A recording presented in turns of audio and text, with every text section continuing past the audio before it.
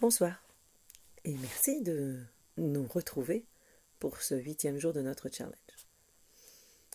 Alors ce 8e jour, la proposition est d'élargir encore notre cercle de compassion. De l'élargir cette fois à des gens où clairement nous savons qu'ils sont différents de nous. Et pour chacun, ce différent sera un peu différent, beaucoup différent, à la folie différent, et cela donnera un goût, une saveur à l'expérience toute particulière de cette compassion, de cette gentillesse, de cette douceur, de cette ouverture à l'accueil de ce que vit l'autre. Alors comme cet exercice super important et très proche d'un exercice que nous avons pratiqué hier ou avant-hier, eh bien aujourd'hui, en m'inspirant du challenge de Tara Brach, Radical Compassion Challenge, je vais vous proposer plutôt un partage, un poème, que j'ai pris dans le livre de son invité du jour. Et son invité du jour est quelqu'un dont j'apprécie particulièrement les idées, même si parfois je trouve certaines façons de procéder un peu surprenantes, de la part en tout cas de ceux qui sont de son école. Il s'agit de Jon Kabat-Zinn. Je trouve sa pensée, ses enjeux, ce qu'il nous partage, cette nécessité de l'éveil de la société, la révolution de la méditation, particulièrement inspirant. Le titre en anglais était Wisdom for All, la sagesse pour tous. Et je trouve assez intéressant que dans la version réécrite, mise à la date, à la page aussi, de ce que vit notre société, de ce que nous vivons sur la planète, eh bien, le titre est un peu plus engagé. Dans cet entretien, que je vous invite vraiment à aller écouter de Jon Kabat-Zinn avec Tara Brach, eh bien, il nous rappelle dans quelles circonstances il a créé le MBSR.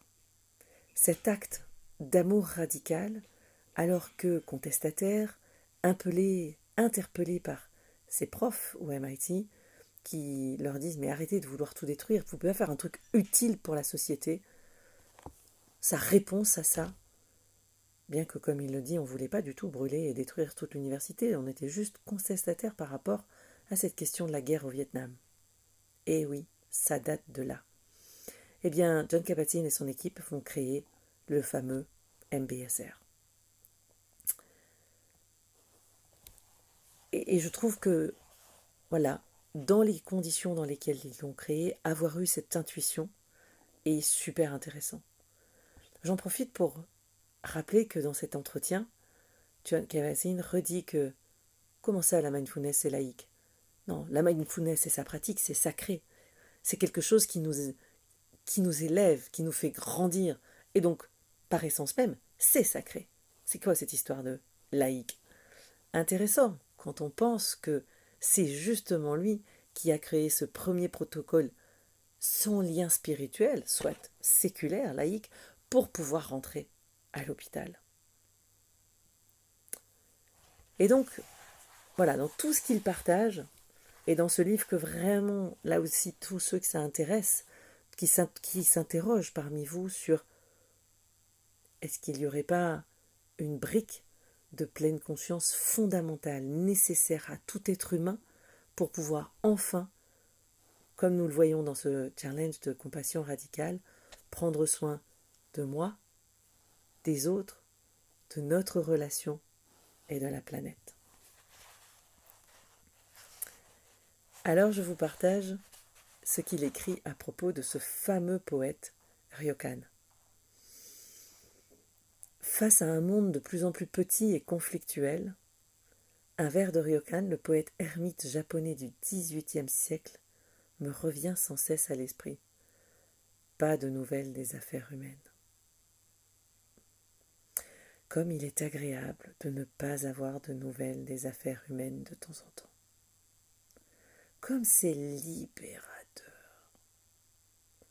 Aujourd'hui, personne ne se souvient des affaires politique et des nouvelles de l'époque de Ryokan.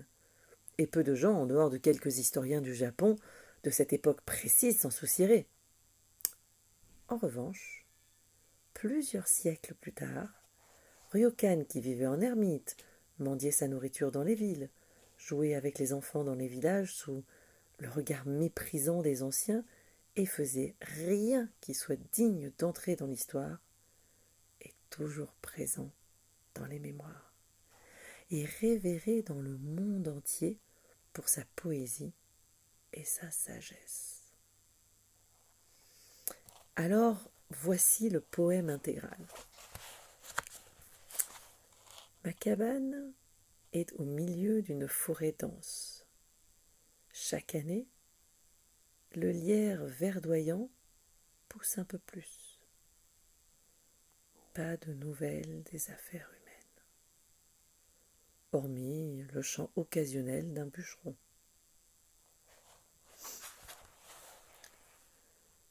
Le soleil brille et je reprise ma robe.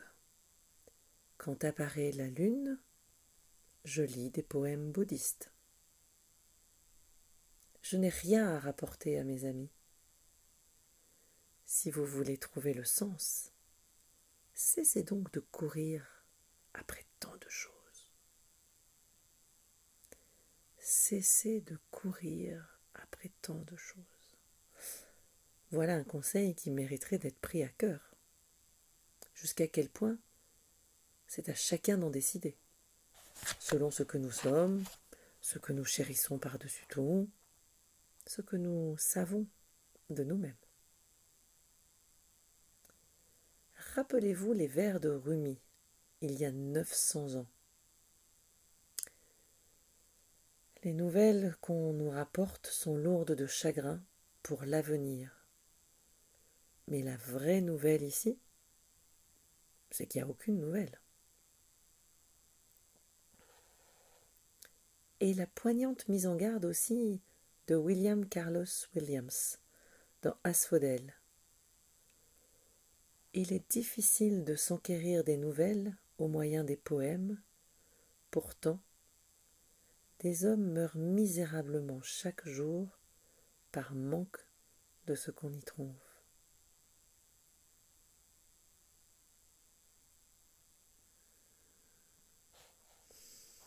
Les Français ont un dicton, nous dit John Kabat-Zinn. Plus ça change, plus c'est la même chose. Petit air de déjà-vu. Bon, c'est pas tout à fait faux. Pourtant, quand nous portons la conscience sur l'instant présent à tout moment, cet instant est déjà clairement différent par ce geste même. Le simple fait de témoigner change tout. C'est le pourquoi, c'est le pouvoir de nommer ce qui est, d'offrir la parole à ce qui est, de demeurer dans la conscience, en prenant une position morale, une position éthique, en s'alignant avec ses principes, en incarnant ses vérités, sans forcer quoi que ce soit à être différent, y compris face à une force physique écrasante, à la pression sociale et peut-être aussi à ses propres peurs. Juste témoigner change tout. Gandhi le savait, Martin Luther King le savait, Jeanne d'Arc le savait. Tous trois ont déplacé des montagnes à la force de leurs convictions. Et tous trois l'ont payé de leur vie. Ce qui n'a fait que déplacer encore davantage de montagnes. Ils ne couraient pas après tant de choses, mais ils défendaient, avec toute leur détermination, ce qu'ils savaient au fond d'eux-mêmes. Et ils le savaient avec leur cœur au moins autant qu'avec leur tête. Comme tant d'autres, souvent anonymes, qui ont façonné et changé l'histoire au fil des siècles.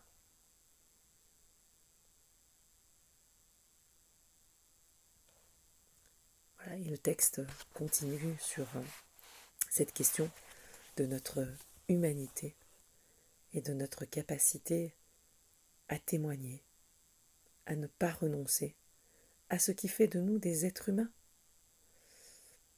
Et cela me ramène à la proposition d'aujourd'hui. Rapprochez-vous avec compassion de quelqu'un dont vous êtes vraiment loin et voyez ce qu'il se passe. Qu'est-ce qui se passe en moi à l'intérieur? Qu'est-ce qui est réveillé à cette occasion? Qu'est-ce qui éventuellement fait mal? Peut-être de constater que je me suis séparée de cette personne finalement humaine comme moi. Qu'est-ce qui me met en joie de voir que une forme de peut-être proximité, en tout cas d'inclusion dans mes partages humains est possible.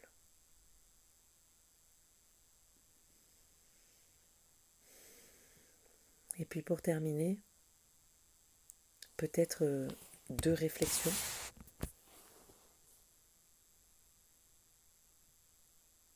Comment vous réussissez à rester conscient et sage dans vos relations quand les challenges auxquels vous faites face sont amples, larges, envahissants, débordants? Et puis, quand vous vous sentez provoqué, contrarié, agité, à quel moment vous trouvez qu'il est le plus difficile de rester en lien avec vos émotions, de rester serein, de rester sain dans la construction de la relation? Je vous laisse pour la journée, pour cet exercice, de vous rapprocher de quelqu'un dont vous savez que vous êtes fondamentalement différent. Prenez le temps d'accueillir les émotions. Et je vous retrouve demain pour le 9e jour du challenge.